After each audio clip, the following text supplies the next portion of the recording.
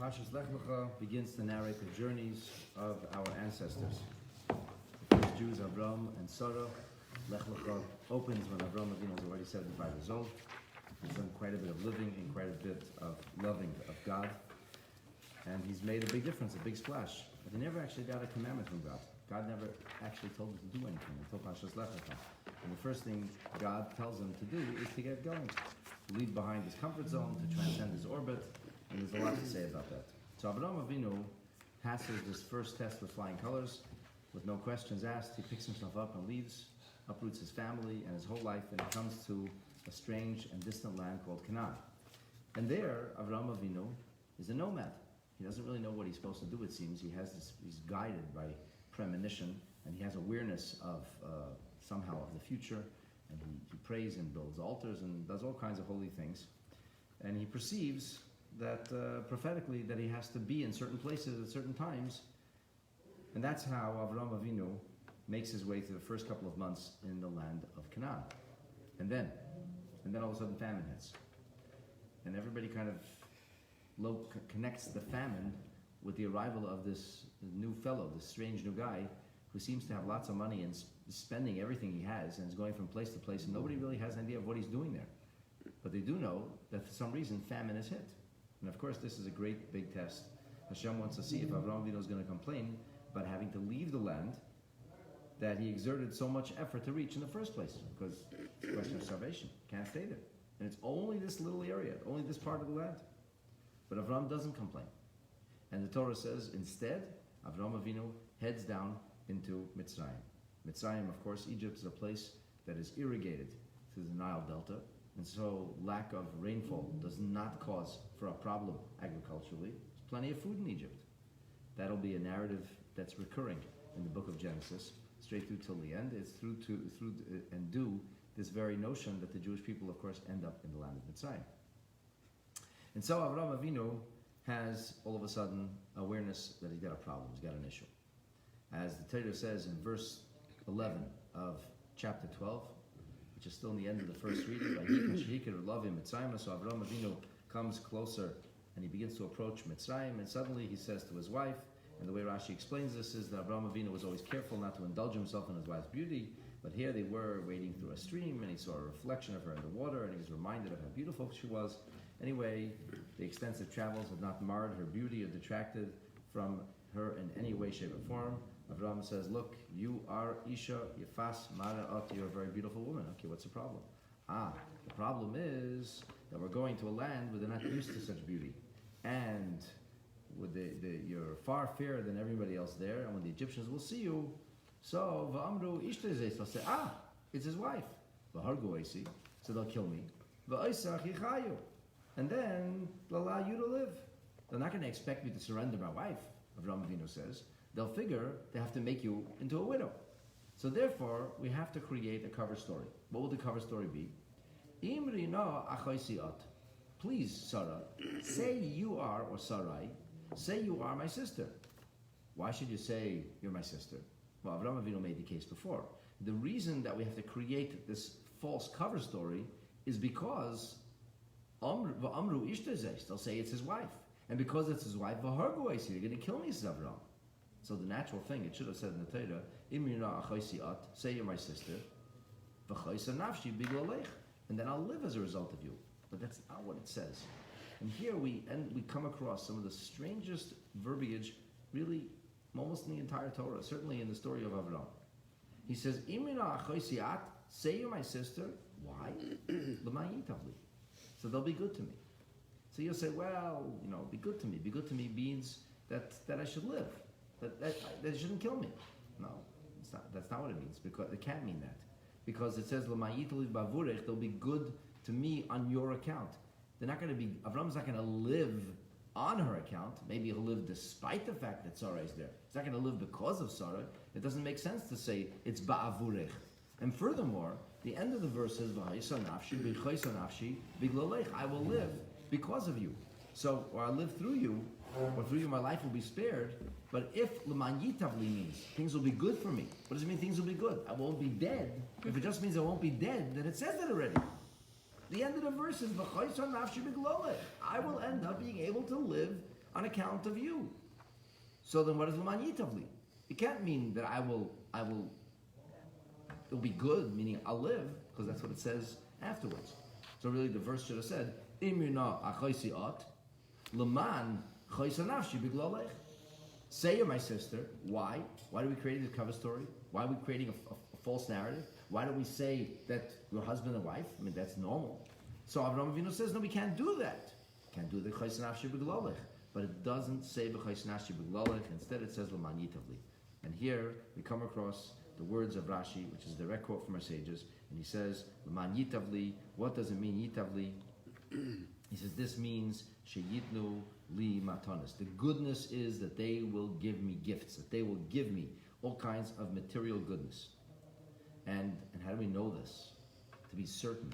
So Rabbi Mendel Mizrahi says in his commentary on Rashi, because in fact, a little bit later on in verse 17 or 16, what is it going to say?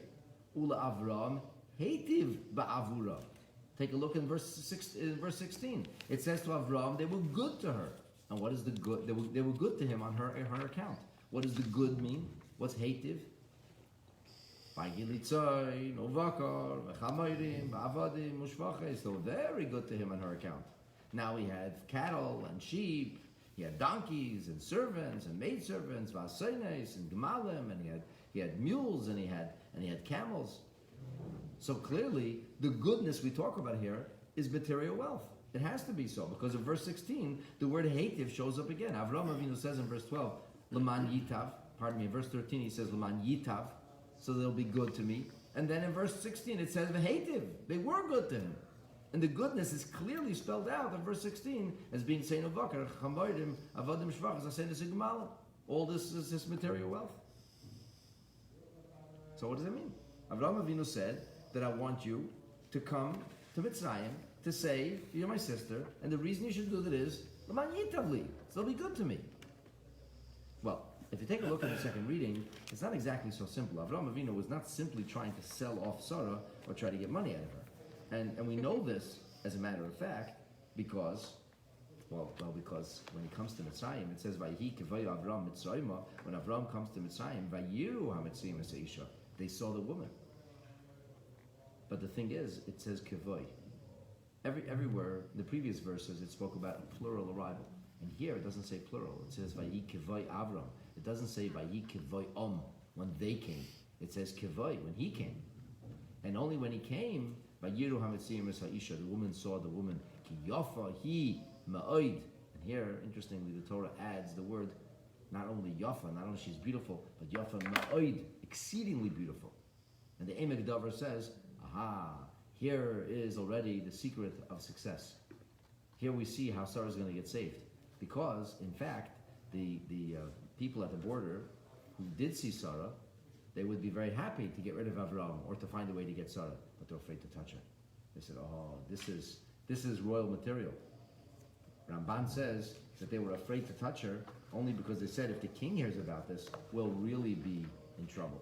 So because they were afraid of the king, that's why in fact in the next verse it says that after they saw that Yafa Himaid, by Yiru Oisa Sore Pare, they saw her, by Halalu Oisa Pare, they already reported back to the Pharaoh, there's a knockout arrived in Egypt. This woman is something else. They took her straight to the Pharaoh's house. Why? Because they were terrified of the Pharaoh.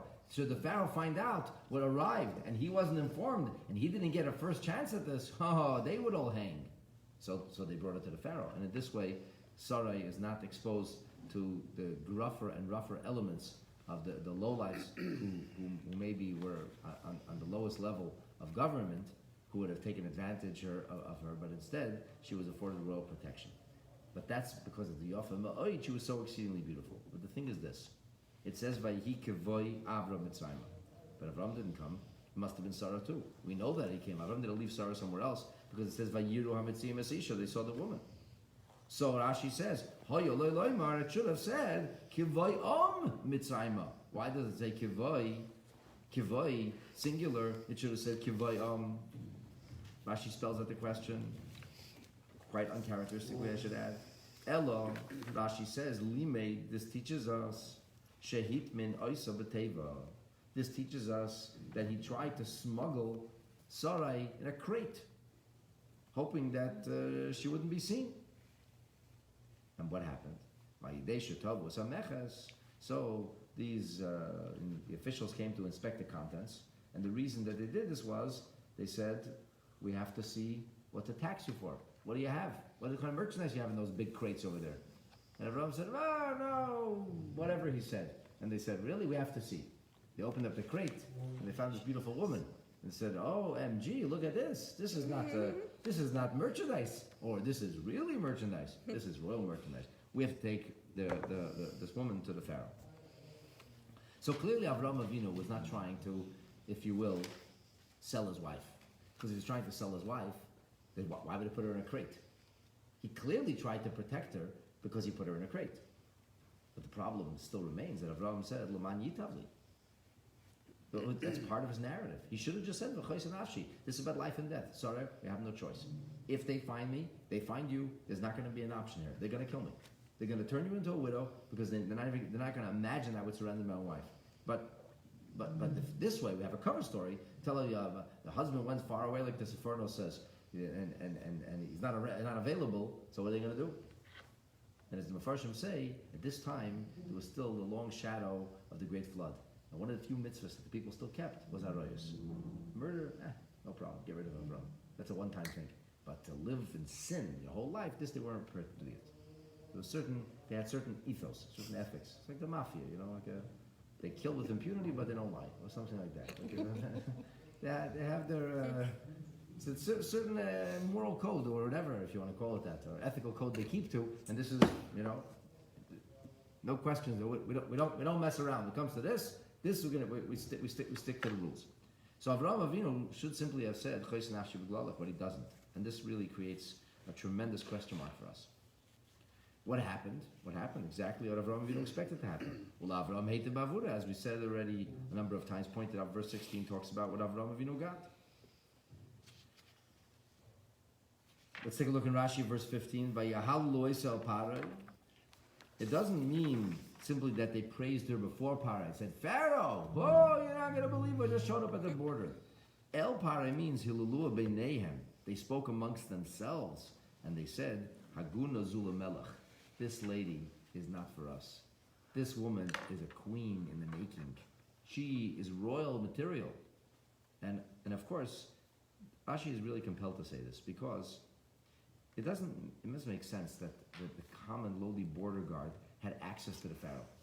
What, the guy who was opening crates and charging taxes, he could just text Pharaoh? Hey Pharaoh, you won't believe what I just saw over here? It doesn't make sense. It doesn't add up. He had a beer summit, showed up at the Pharaoh's palace, and he was having guy talk. It doesn't make sense to say that these people were the ones who were talking to Pharaoh. So what does it mean El Pare then? So therefore Rashi has a very creative way of saying El Pare. He says El Pare means this is amongst themselves. They spoke amongst themselves and said, this is for Pharaoh. And that's what happened. Well, Abraham hated. So this is like a minor, a verse which has like a little minor inconsistency, or things missing.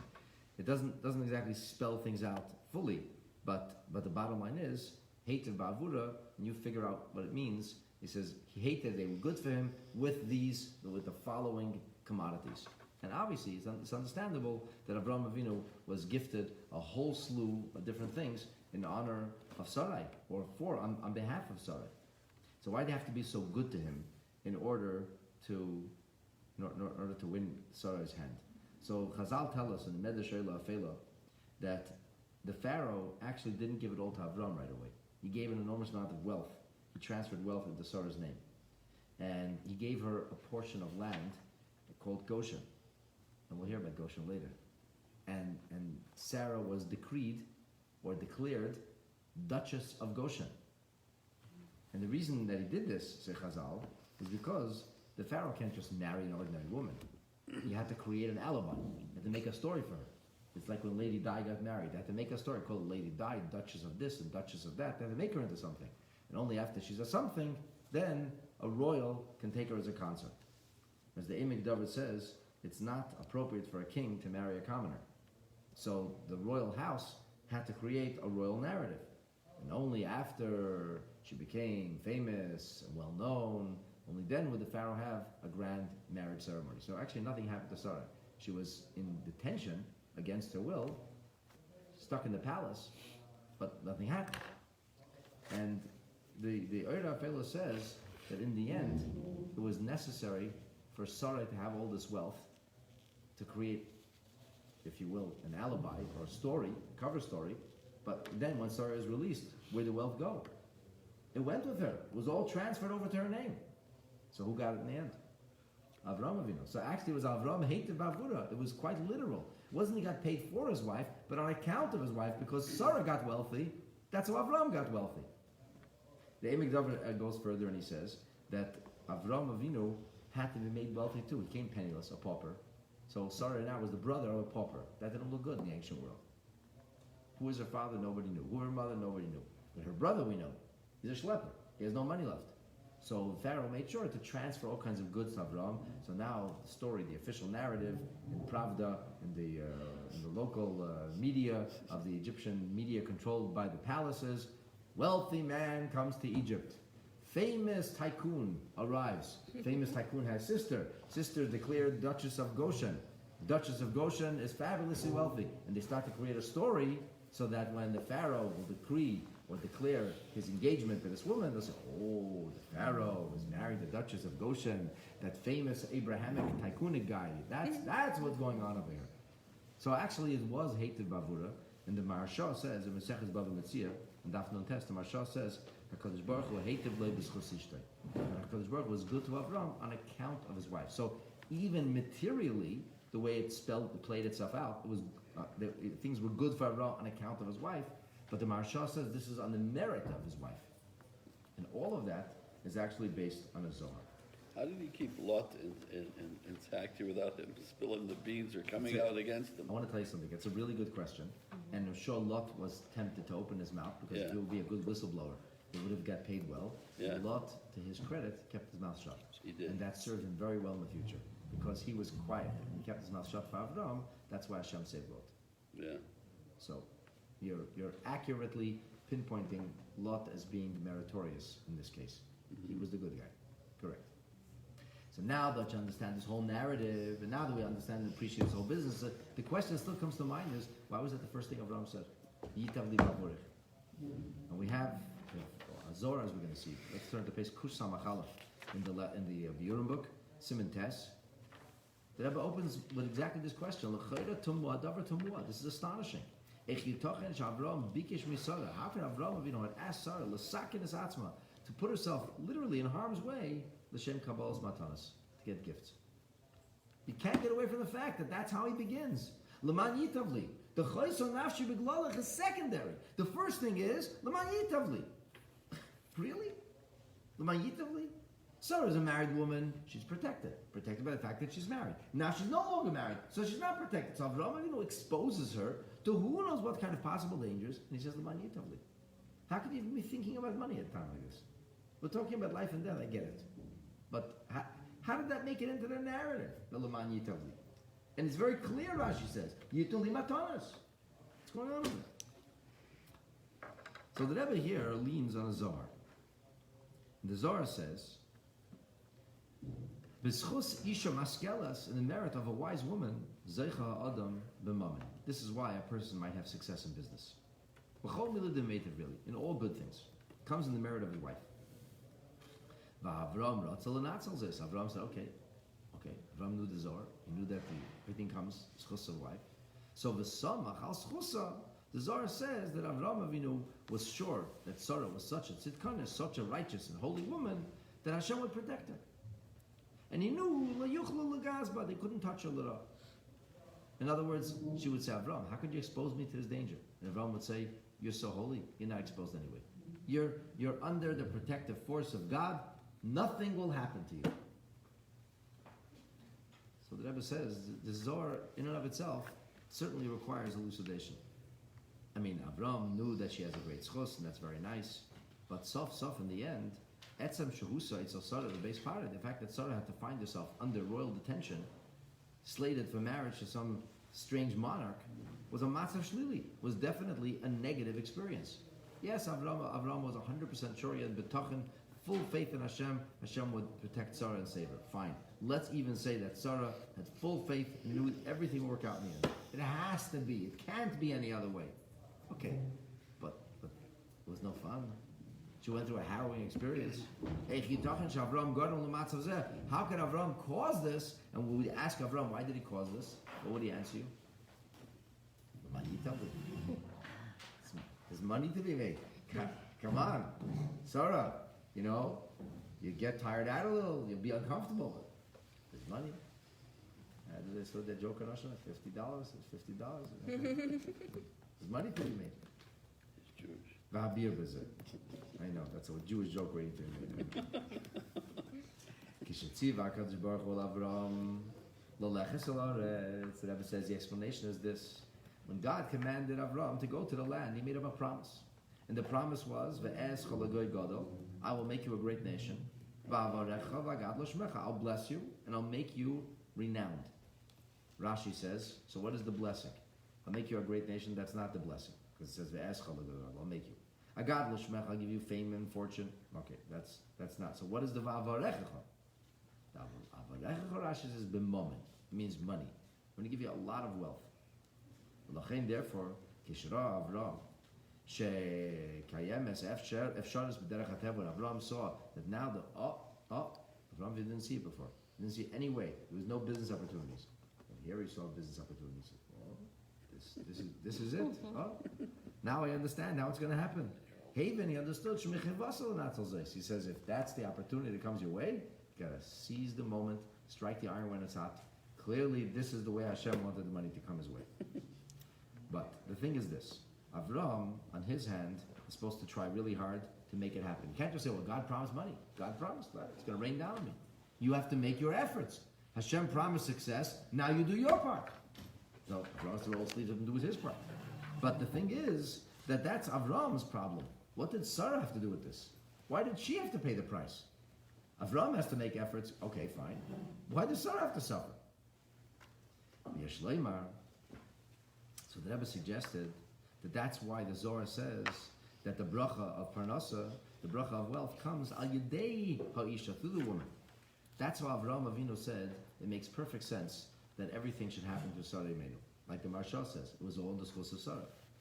He says, of course, they'll take Sara, and Sara will have to be relocated or dislocated to the base pare, but this will be the only way, and actually it fits with the system.